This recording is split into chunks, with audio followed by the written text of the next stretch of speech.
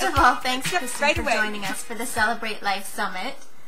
We're so excited to share your thoughts and insights about meal planning and about being a frugal girl with everyone attending the summit. Thank you. I'm glad to be here. All right. So what made you start the Frugal Girl blog, and what is it? Well, I actually started blogging about 3.5 years ago, and it started when I was cleaning out my fridge one day. I used to not do that very often, and I was cleaning out one day in March of 2008, and I had these piles of food that I was throwing away, which was really not all that unusual for me back then. And I looked at the piles of food, and I thought I would be so embarrassed if somebody ever saw this. And then I was like, hey, what if I did have somebody see this? Maybe then I would stop wasting all this food. So then I had the bright idea to post my food waste on a blog every week on the internet. So I started a blog. It was called Confessions of a Recovering Food Waster, which is way too long of a URL. Blogging, I didn't know what I was doing. So I did that for a couple of months, and after blogging for a while, I decided I kind of like this blogging thing, but I was sort of feeling like the food waste topic was a little bit limiting. There's only so much you can say about food waste. So I thought, well, I've been frugal for a long time. I could just start a blog about frugality and then kind of incorporate the food waste thing in with the frugal blog. So I started the Frugal Girl in July of 2008 with an emphasis just on practical, simple living, and also being cheerful while you're living on less, because I think that you can be cheerful without lots of money. So I did Food Waste Friday by myself for a couple of months, and then I had the idea to open it up to other bloggers. So then I started including a linky at the bottom of the post, so now people can embarrass themselves along with me. So it's a group effort now. Wonderful. The Celebrate Life Summit is about learning to live simply. It's about deciding to make lifestyle changes. Each week you post pictures of food that has spoiled, like you said. Can you tell us more about why you do that? Well, first and foremost, it's really for me, because even now, over 3 years into this, if I don't have to show everybody what I'm going to throw away, I'm just so much more likely to not be careful with what's in my fridge or not come up with creative ways to use things. So really, it's for me. But I also do it to inspire other people to keep track of what's in their fridges and help to inspire them to look for ways to prevent food waste in their homes. So how have readers responded to that? Do they comment? Do they say, thank you, Kristen, you saved my life? Well, I haven't saved anybody's life, but I think I have saved a lot of produce from the trash can. I do have quite a few fellow bloggers who post their food waste and then link up, and then I also have people who do comment there every week. And I get emails on a fairly regular basis telling me that my blog has helped inspire them to use up their food and be more careful about what they're buying. And I make a lot of people, I inadvertently make a lot of people feel guilty about their food waste. It helps sometimes. But sometimes guilt is a little bit good as long as it translates into action. Exactly. Yeah. But hopefully, I don't really want to make people feel guilty, I just want to inspire them. Yeah.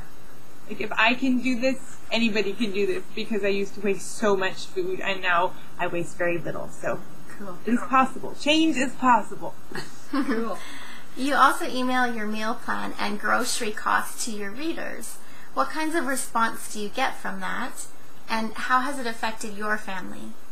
Well, that's another thing that I do mainly for me, because if I have to post my menu plans, it keeps me accountable, because obviously I can't post it if I haven't planned it. So that's helpful for me. It's also helpful for my readers, because they kind of get an idea of what you can eat on a budget, and then I include links to the recipes if I have them on my blog, so then that's a good way of sharing meal ideas with people. The grocery costs, I also do that for myself, because it helps me to keep better track of what I'm spending, and for the most part people are positive about those kind of posts. But at the same time, those are the sort of posts that have also invited some criticism, because once you share what you're eating and what you're buying, there's inevitably some criticism, because no two families eat the same way. So some people say you need more fruits and vegetables, and other people say, why don't you eat more rice and potatoes? And, Right. we just make everybody happy. So Yeah. So you have a very large family. You have 4 children, right? Yep. So how do you plan your meals? Do you do you reuse plans over again, and do you use any special tools to plan your meals, or?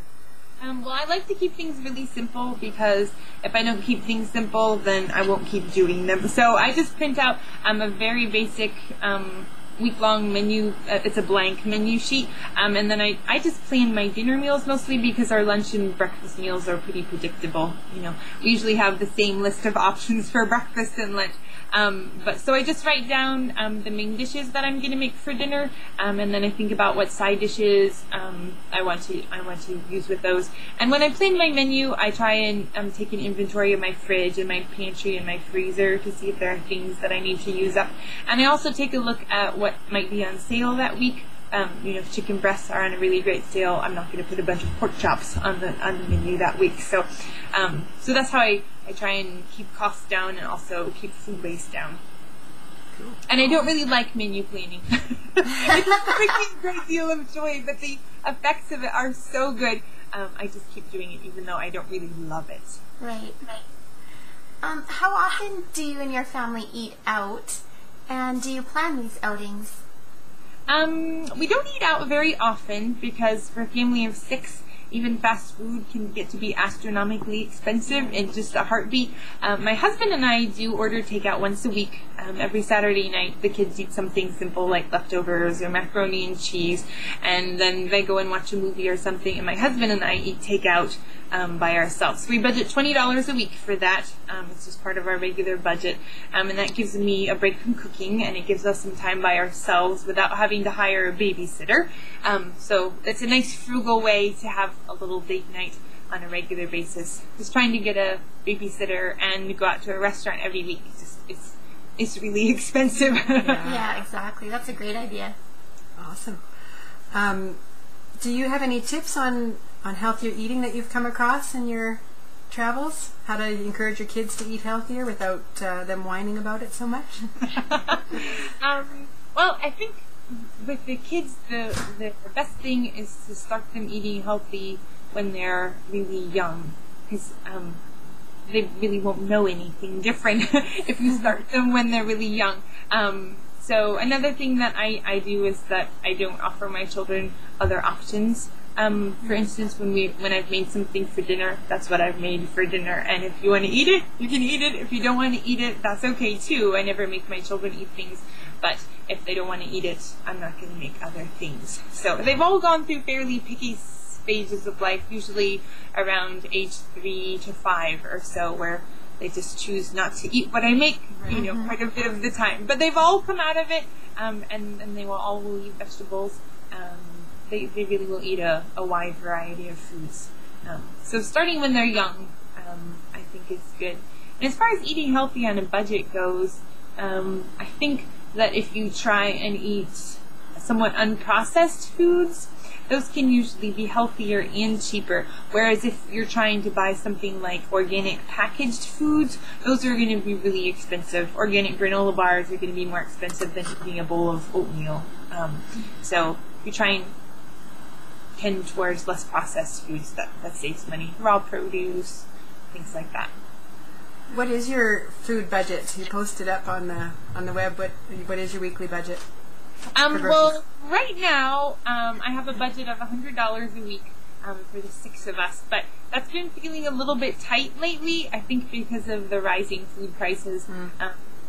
We haven't really changed our diets, but that's starting to feel a little bit tough. So I think we're probably going to bump it up to $125 a week.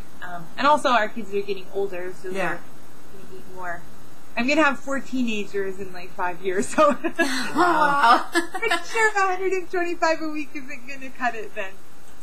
That's amazing. That's really amazing. Yeah. That's why I wanted you to tell us. Compare the cost of eating out. That I can feed the 6 of us for even $125 a week. I can feed us 20 meals, not counting that date night meal, for $125. You could never do that if you were even going to McDonald's or Chick-fil-A. No. That's for sure. Awesome. Thanks so much, Kristen. Is there any other program or anything else you'd like to share? If you'd like to share your website with everybody? Oh, yes, certainly. If you want more advice on frugal living, you should go to www.thefrugalgirl.com, and you should totally subscribe to email so that you don't miss any of my posts. I post Monday through Saturday, so there's just one day a week where there's not something from the Frugal Girl. Yeah, Great. awesome. Okay. Well, thanks. Well, thank you. No problem. Appreciate you Thanks for having taking the time. That's awesome.